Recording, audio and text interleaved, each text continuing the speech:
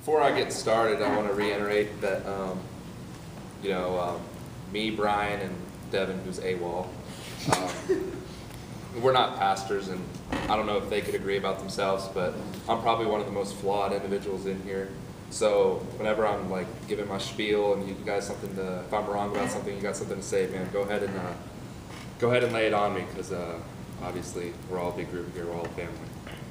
So today's lesson is over something that's extremely difficult. I feel like we probably all struggle with. I know I do. This is one of the things I struggle the most with, is putting others first and selflessness. And that is something that's diminishing from our society, just because our society every day grows towards individualism. It's very difficult to be in our society that focuses on like what you do. Think about it. Every day we go to school, and you got grades, you got college. I mean, when you apply to college, they only care about all your accomplishments, what you did, what your grades are, your SAT, your ACT. And, it's kind of hard. You can get swallowed up in, myself, or what I got to do. And you might, like, I might look at Brian, he goes, hey, can you help me on my homework? And I said, me and Brian are great friends, so I probably would help him, but, some people would be, well, he's kind of competition to my class rank, or I'm not going to help him. I got to look out for myself. And that's something that's, what's up, Conley? That's something that happens a lot today. And so I got a few verses that I want to share. Can someone look up Philippians 2:3? Got it? And then Romans 12:2. Okay, there's a book there. Got it? Romans 12:2. And then Matthew 6:33. I got that one. You said 2-3? Yes, Philippians 2:3.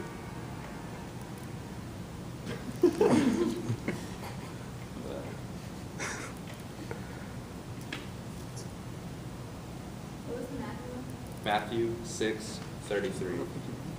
Alright, I got Philippians 2-3.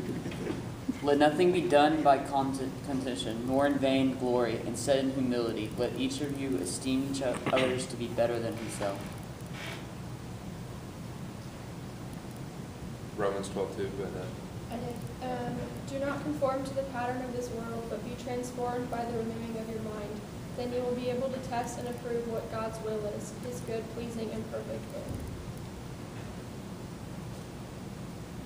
And Matthew 6:33. What you should want most is God's kingdom and doing what he wants you to do. And he will give you all these other things. All right, so most of those verses just say that if you trust in God and you put others before yourself, that you will get all the reward in the afterlife and even in this life. And so I'm going to tell a little story about putting others first, and I think it's kind of relatable. Is in 6th grade football, we had a volunteer. We had this kid whose little brother, he had Down syndrome, and so he wanted to be involved with the team so bad, but obviously he couldn't play because he has Down syndrome. So he was the water boy, and what was really fascinating about him is we would be playing, we'd be sweating, it's hot in Texas, especially in August and September, and we would need water all the time, and he would always fill the water up perfectly for the exact number of kids we had on our team. That way everybody had their own cup. But what was interesting is he never took any water for himself. He was always, hey, you need water, you need water, you need water, or Gatorade or whatever.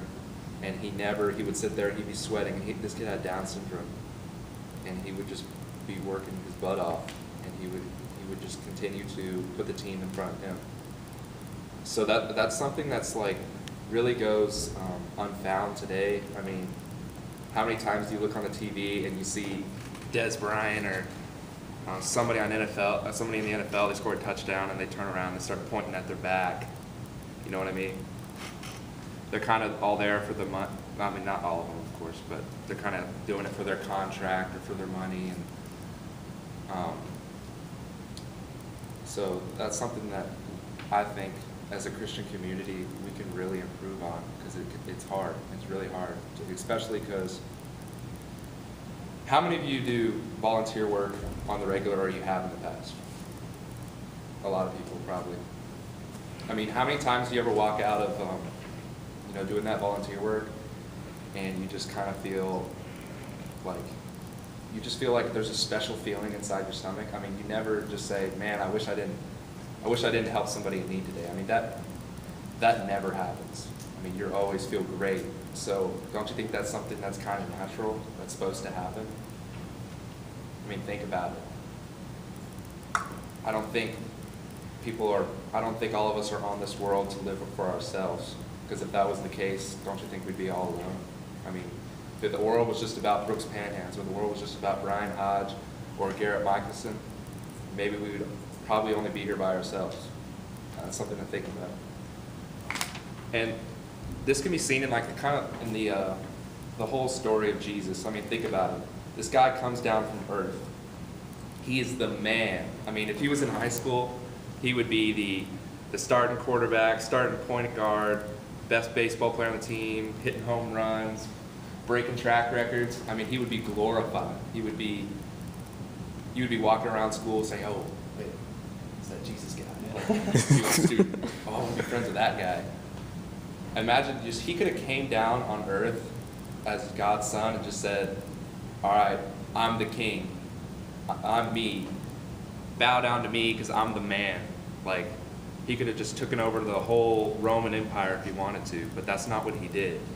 He came to serve, not for himself, but for us.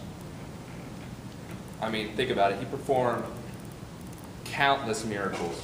I mean, it's practically many chapters, just straight miracles after miracles. And, I mean, even when he knew he was going to die, the Last Supper, he washed the feet of his disciples. Shouldn't that be the other way around? I mean, shouldn't this guy that has all the power in the world, he knows everything, he's God's own son, shouldn't the disciples have been washing his feet? But no, he decides to wash the feet of his disciples because he's putting his disciples and all of his followers before himself. And, I mean, it's incredible the things he did and how he never worshipped himself. He was always worshiping his Father in heaven and continuing to perform miracles and do what's right. And he never once said, hey, everybody, I'm Jesus. He did say, I'm the Son of God, follow me, but he never said, I'm the man, I'm doing this for me, I want to be king, I want all the power in the world. Because, I mean, the Romans knew, that's why they killed him, because they knew he could take over the Roman Empire, but he didn't. So that's something that should stick with you throughout this week is, I know I'm going to try to set some goals of just times when I'm going to put others first instead of myself. And another example of that in my life is, most of you know I got injured 2 weeks ago, and I was depressed for that because I got injured on a Friday night, obviously. And for those of you who don't know me, like, I love football, and like playing for the school is what makes me like. It's probably one of my greatest memories is playing on Friday nights.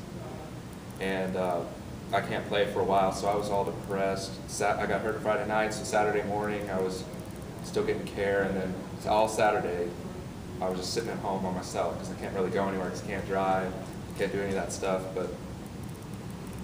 And I didn't want to call anybody really because I knew it was Saturday night, and I didn't want to like make people feel bad and come visit me, so I just didn't say anything. And around 10 o'clock, this man right here, and then Hudson had visited me earlier in the day, brought me lunch, which was awesome. Brian Hodge, Sam Tecklenburg, and Devin, Zay Walsville. They came knocking on my door, and I didn't think it was going to be them. It's 10 o'clock at night. I mean, they could be out, doing whatever. They're seniors in high school. But instead, they sacrificed that night to come spend with me. And I remember when they were leaving, I just was so joyous, and I couldn't believe that, like, these guys, I knew we were great friends, but it like went to a whole nother level after they came and visited me. I was almost teary-eyed because I felt like they cared so much about me and not necessarily about themselves that night. So bottom line is you really never know what kind of impact you have on somebody, especially you don't know what they're going through, and if sometimes you just reach out, maybe you go out of your way to help them, you know, put them before you, I mean, it can really change somebody's life. So that's something to keep in mind throughout this week. So that's all I got today for the lesson. I hope it stays with you and you think about it, because I think it's something that is really important. And it's an ever-growing problem in our world. So that's all.